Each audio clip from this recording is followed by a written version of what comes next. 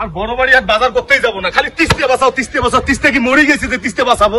কি করি তিস্তে বাঁচাবো? তিস্তে তো জীবিত আছে, তিস্তে গেছে কেমনে বাঁচাবো কেমনে কিছুই বুঝি না। সারা বড় বাড়ি হাটে শুধু তিস্তে বাঁচাও, জাগো ভাই তিস্তে বাঁচাও, জাগো ভাই তিস্তে বাঁচাও। আরে ভাই তিস্তের কি বাঁচাবো আমি বুঝি না, আমি বুঝি না, ভাল লাগে না। আরে ভাই কি হয়েছে রে ভাই, এত রাগ দেখেন? আরে ভাই আর বলবেন না ভাই, তিস্তে তিস্তে বড় বাড়ি হাট গেছি বাজার খরচ করার জন্য, শুধু সবার মুখে মুখে জাগো ভাই তিস্তে বাঁচাই। আচ্ছা তিস্তেটা মরলো কবে বাঁচাবো কবে কিছুই বুঝতেছি না ভাই। আর তিস্তে কি মরে গেছে যে? আরে ভাই মনে তো ওই একই কাহিনী হয়েছে, মুই ওই বড় বাড়ি যাম খালি দেখো খালি পোস্টার মাইকেল এত কিছু খালি। আচ্ছা এটা একটা কথা ভাই, তিস্তে কি মরে গেছে ভাই? তিস্তে কিভাবে বাঁচাবো বলেন তো? ঘটনাটা কি ওটা কি? আরে ঘটনাটা তো ভাই আমিও বুঝি না আসলে ঘটনা গেছে। আরে ভাই এলে বাদ দাও তো, রাস্তা করে না, চলো তো যাই দুনো ভাই চা খাই আসি। চাটা ভাই চা ভালো লাগে ভাই এই সময় ভাই, খালি চা চা চা। চা খাই মাথাটা ঠান্ডা করি। চলেন তাহলে চা খাই একটা, চলেন চলো।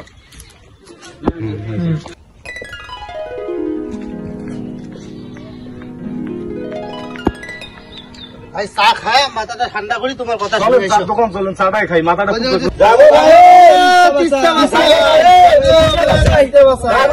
দিয়েছেন দিলু ভাই, কোদাল ধর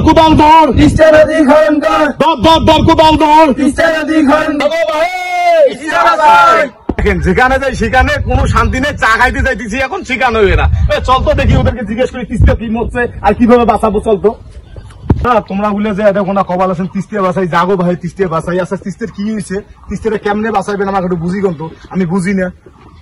তুই তো মূর্খ, তুই তো কিছু বুঝিস না, সারা জীবন এই মূর্খই থাকি যাবে। আরে এই জন্য তো তোমার কবাল আছো, তোমরা আমাকে বুঝেন তো তিস্তেটা আমি কেমন করে বাঁচান। এই বিষয়ে আমার রুবেল ভাই ভালো বোঝে, রুবেল ভাই ওইখানে যাই। রুবেল ভাই রুবেল ভাই মানে ওই যে চাচার বেটা রুবেল ভাই, তার কাছে তাই তোমাকে ডাকাইছি দেখো না। তাহলে চলো আল্লাহ রুবেল ভাইয়ের কাছে। আসসালামু আলাইকুম রুবেল ভাই। ওয়ালাইকুম আসসালাম। কি সমস্যা তোমাদের? ভাই ওই যে বিষয়টা হইলো যে এরা সবাই এখানে বসিয়ে স্লোগান দিতেছে চলো ভাই তিস্তে বাঁচাই।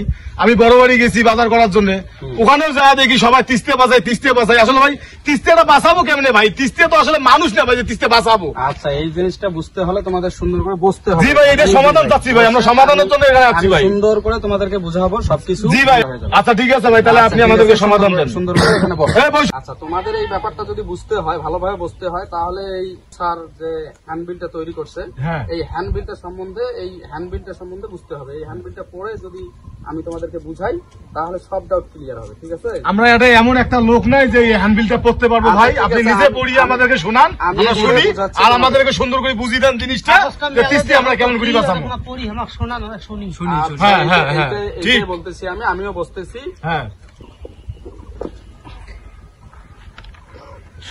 শোনো তাহলে। হ্যাঁ জাগো বাহে তিস্তা বাঁচাই। তিস্তা অববাহিকায় রংপুর অঞ্চলের মানুষের জীবন জীবিকার মূল চালিকা শক্তি তিস্তা নদী। এক সময়ের প্রমত্তা তিস্তাকে এ অঞ্চলের জীবন রেখা বলা হতো, কিন্তু তিস্তা নদীর উজানে বাঁধ নির্মাণের কারণে তিস্তা আজ শীর্ণ স্থবির একটি মরা নদীতে পরিণত হয়েছে। বর্ষা ও খরা উভয় মৌসুমে তিস্তা এখন এ অঞ্চলের গণমানুষের মরণ ফাঁদ হয়ে উঠেছে।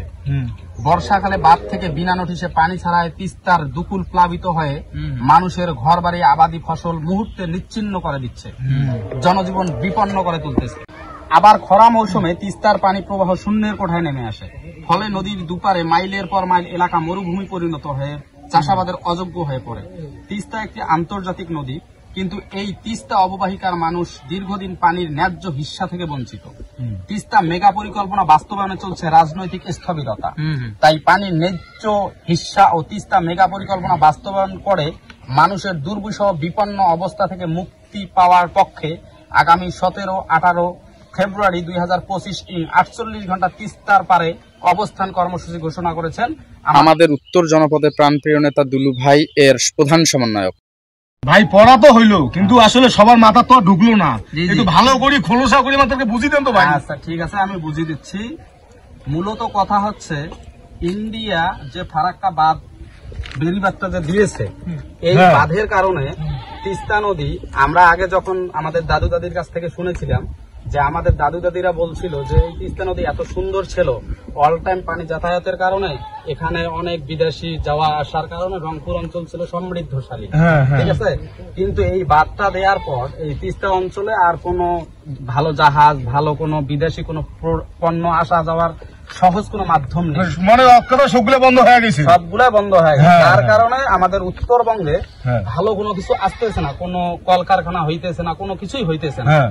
তো মানে এই বার্তার কারণে যে সমস্যাটা হয়েছে, মূলত তিস্তা নদী মরে গেছে এক প্রকার।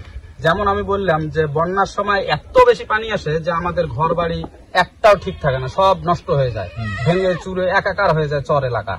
এই দুর্বিষহ জীবন যারা কাটাচ্ছে তাদের ভালো করার জন্য এবং জনস্বার্থে আমাদের অধ্যক্ষ আসাদুল হাবিব দুলু ভাই কর্মসূচি দিয়েছে।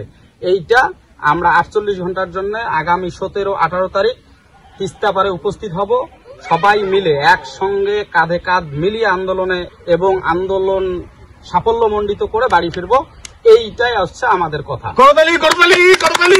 ঠিক আছে, তাহলে আমরা সবাই মিলে একসাথে রুবেল ভাই আপনার পিছনে যাবো কিন্তু আমরা তিস্তাতে। তাহলে তোমরা যদি একমত হও, জি ভাই, তাহলে দুলু ভাইয়ের সুরে সুর মিলিয়ে বলো, জাগো ভাই হে তিস্তা বাঁচাও, জাগো ভাই হে তিস্তা বাঁচাও।